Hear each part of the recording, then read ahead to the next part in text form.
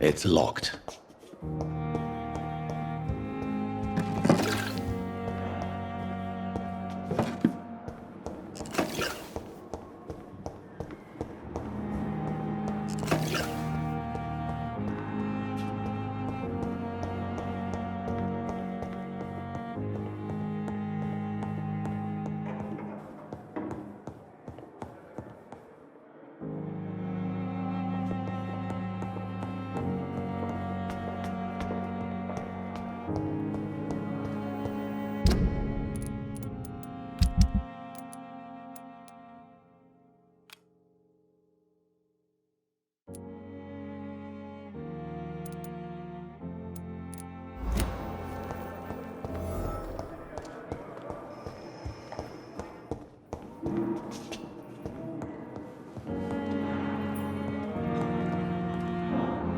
Good evening, Dr. Strickland. And good evening to you, Dr. Reed.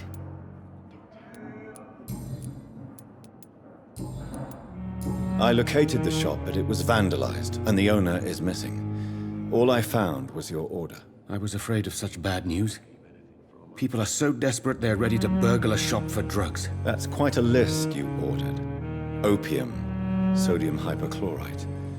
It can't be just headaches you're trying to cure. This dreadful influenza, of course. I already ran some tests on hopeless cases. Without success, I must admit. Do you realize you could create a lethal poison without the correct dosage? Then there are the legal ramifications. Is this not true of any medical substance, Dr. Reed? However, if you would agree to improve it, I'd be glad to accept your help. As long as you promise to be scrupulous with your experiments, I may try to gather these substances and even help improve upon the mixture. That's all I'm asking for, Dr. Reed. That's all I'm asking.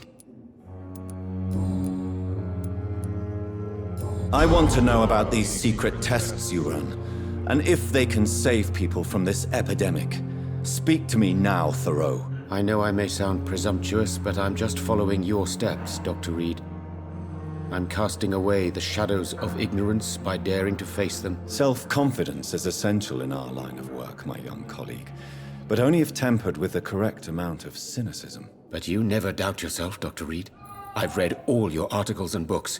You performed the most daring research during the war.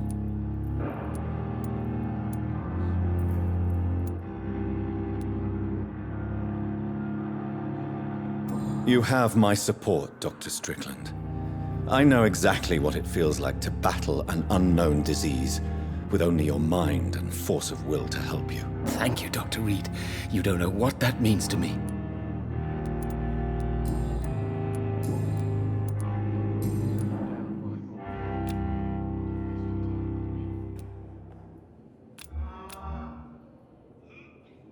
Do you need my medical attention, dear colleague? I would have been confused if anyone other than you had asked that question, Dr. Reed. But your help is welcomed. There is no shame in helping each other. We're colleagues, after all. Many doctors I have known are too cynical to think that way.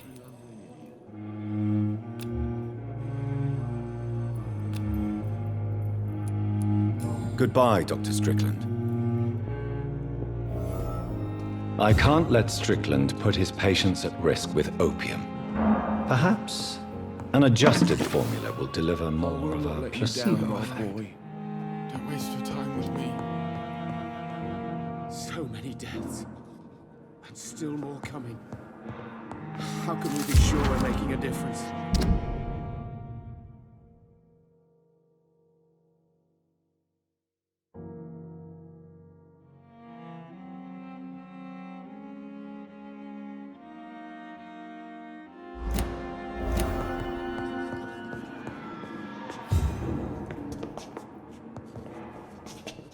My sweet girl reads me like a book.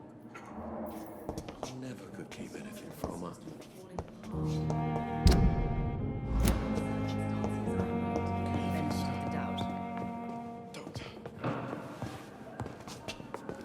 How long must I wait, damn it? Blaming me will not further your agenda, sir. How long's it going to take to fix me properly? A month? A year? You have the right to disapprove of our methods, and you will kindly apologize when you're feeling better.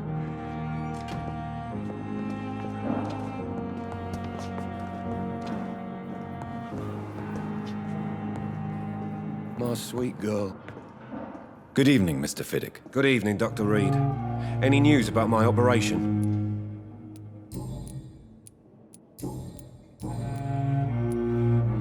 You seem worried about the safety of your family.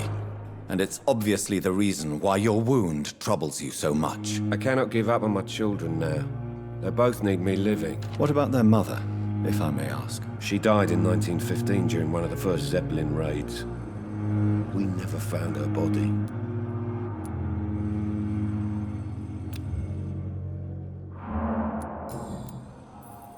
Goodbye for now, Mr. Fiddick. My sweet girl. Reads me like a book. I never could keep anything. I'm quite busy right now, Dr. Reed.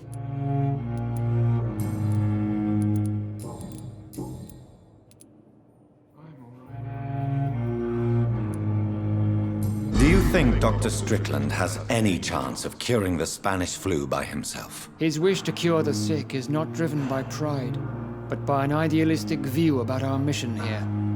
Honestly, I don't know which is worse. You consider him a good practitioner, yet you will not report his methods. Strickland may be a rival, but I will not use dirty tricks or regulations to prove him wrong.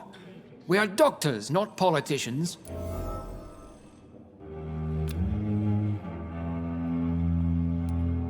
What do you think of Dr. Tippett's opinion of your promotion, Waverley? Tippett is a good practitioner.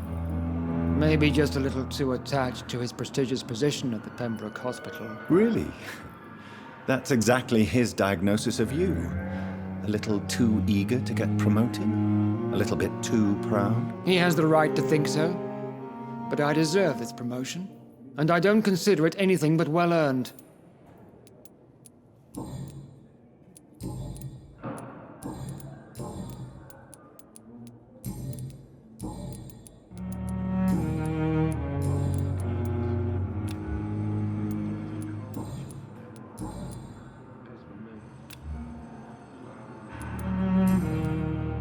Thank you for your time. We'll talk later.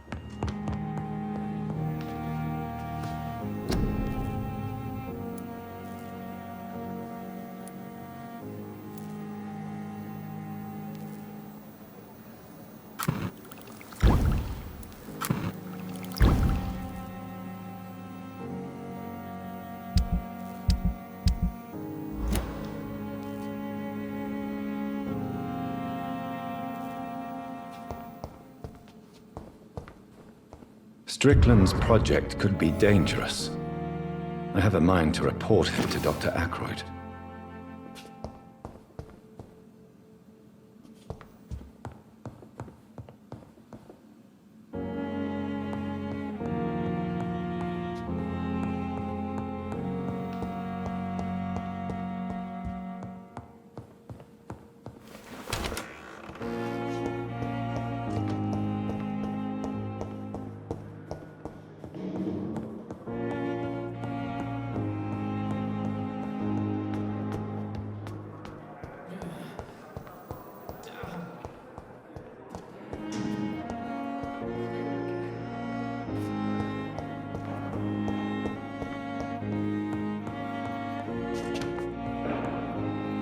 Good evening, Dr. Strickland. And good evening to you, Dr. Reed. Can I be of any help? I have managed to improve the mixture by diluting it. Have you ever heard of Sir Joseph Francis Olive, or the placebo effect? No, I don't think so. Why? A placebo is a substance or procedure that has no actual physical effect. You made a placebo of my project.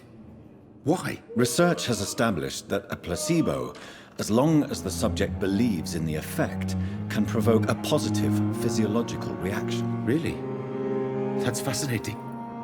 And you want me to, what, administer the placebo and see what occurs? Something like that, yes. Well, I'm a bit surprised, but I trust you, Dr. Reed. Please take the key to my cabinet and put this placebo there for future use.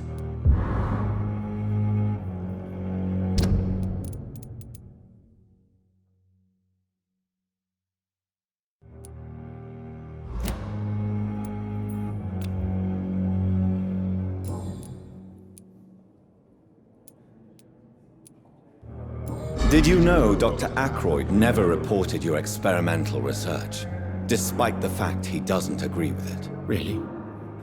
I didn't suspect he knew about my work. I must confess I am surprised. Perhaps he thinks you should realize for yourself the danger of what you're doing. See how condescending he can be? My God, he can be so irritating.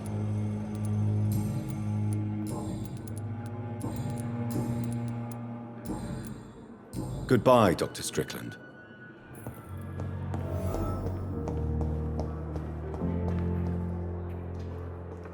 I'm quite busy.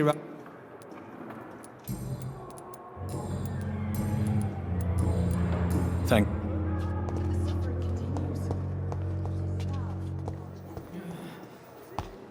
A giant morgue disguised as a hospital.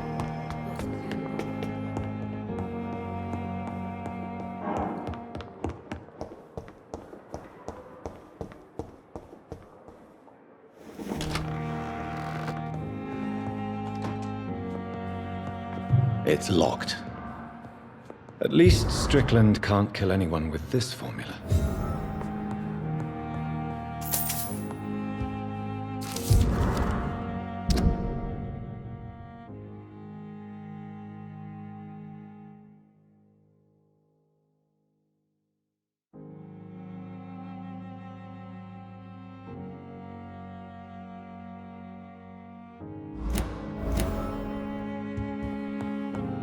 It's locked, all right.